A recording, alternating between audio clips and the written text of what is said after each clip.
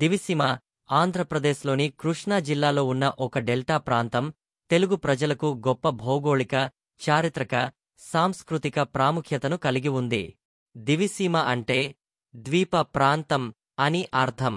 ఇక్కడ కృష్ణానది బంగాళాఖాతంలో కలిసే ముందు రెండుగా చీలిపోయింది. ఒక పాయ కోడూరు మండలం హంసలదివి వద్ద బంగాళాఖాతంలో కలవగా, మరో పాయ నాగాయలంక మండలంలోని గుల్లలమోద సమీపంలో బంగాళాఖాతంలో కలుస్తుంది. దివిసీమ మొత్తం 7 మండలాలను కలిగి ఉంది. అవనిగడ్డ, చల్లపల్లి, మోపిదేవి, నాగాయలంక, కోడూరు, ఘంటసాల మరియు మొవ్వ.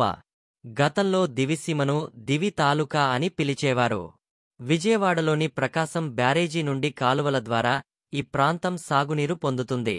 దివిసీమ ప్రజలు ప్రధానంగా వ్యవసాయం మరియు మత్స్య పరిశ్రమలపై ఆధారపడి ఉంటారు. దివిసీమకు ఆంధ్రప్రదేశ్ చరిత్రలో విశిష్ట స్థానం ఉంది. ఇది ఒకప్పుడు దేవరకోట యార్లగడ్డ రాజుల పాలనలో ఉండేది. అయితే దివిసీమ చరిత్రలో ఒక చీకటి అధ్యాయం కూడా ఉంది.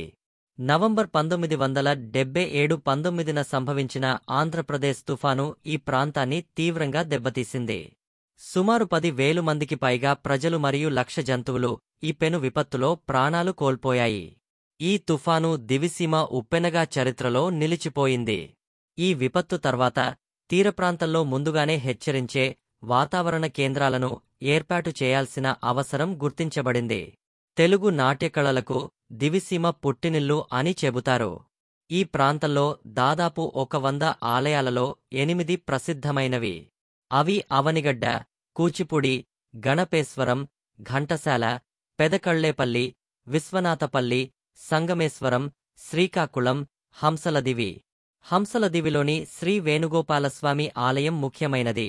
ఇది 108 విష్ణు దేవాలయాలలో ఒకటిగా పరిగణించబడుతుంది మరియు చోళుల కాలంలో నిర్మించబడింది. ఈ ఆలయం దాని నిర్మాణ శైలి మరియు ఆధ్యాత్మిక ప్రాముఖ్యతకు ప్రసిద్ధి చెందింది. దివిసీమలో ఉన్న ఇతర ప్రముఖ ప్రదేశాలు కూచిపూడి, మొవ్వ, సంగమేశ్వరం, నాగాయలంక, కోడూరు, హంసలదివి, మోపిదేవి, అవనిగడ్డ, చల్లపల్లి, పెదకళ్లేపల్లి, శ్రీకాకుళం మరియు ఘంటసాల. ఈ ప్రాంతం దాని పచ్చని కొబ్బరి తోటలు, సాంప్రదాయ చేపలవేట గ్రామాలు మరియు నిర్మలమైన బీచ్లకు ప్రసిద్ధి. ఇక్కడ సంక్రాంతి పండుగ సందర్భంగా సాంప్రదాయ పడవ పోటీలు కూడా నిర్వహిస్తారు. ఇది పర్యాటకులను ఆకర్షిస్తుంది. దివిసీమ ఎందరో ప్రముఖులకు జన్మస్థలం.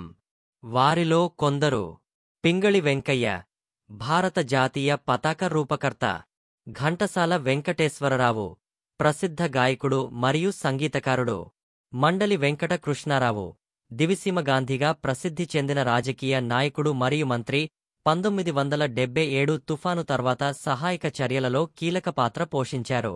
యార్లగడ్డ శివరామ ప్రసాద్, దేవరకోట ఎస్టేట్ చివరి పాలకుడు. మైనేని హరిప్రసాదరావు, ఎన్పీసీఎల్ మాజీ డైరెక్టర్ మరియు పద్మశ్రీ పురస్కార గ్రహీత. మండలి బుద్ధప్రసాద్, ప్రముఖ రాజకీయ నాయకుడు, ఆంధ్రప్రదేశ్ శాసనసభ ఉపసభాపతి, ఆంధ్రప్రదేశ్ రాష్ట్ర ప్రభుత్వంలో మాజీ మంత్రి, తెలుగు భాషాభిమాని. ఆంధ్రప్రదేశ్ రాజకీయాలలో తనకంటూ ఒక ప్రత్యేక ముద్ర వేసుకున్న నాయకుడు. సింహాద్రి సత్యనారాయణ, ఆంధ్రప్రదేశ్ ప్రభుత్వంలో మంత్రిగా పనిచేశారు. 30 ఏళ్లపాటు న్యాయవాదిగా ఆవనిగడ్డలోనే పనిచేశారు.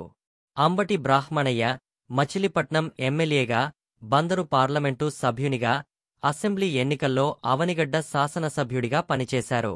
సింహాద్రి రమేష్ బాబు, అవనిగడ్డ నియోజకవర్గం నుండి ఎమ్మెల్యేగా పనిచేశారు. మొత్తంగా దివిసీమ తెలుగు ప్రజలకు ఒక ప్రత్యేకమైన ప్రదేశం. దాని సారవంతమైన భూమి, నదీతీర అందాలు, చారిత్రక ప్రాముఖ్యత మరియు సాంస్కృతిక వారసత్వం ద్వారా నిరంతరం గుర్తింపు పొందింది.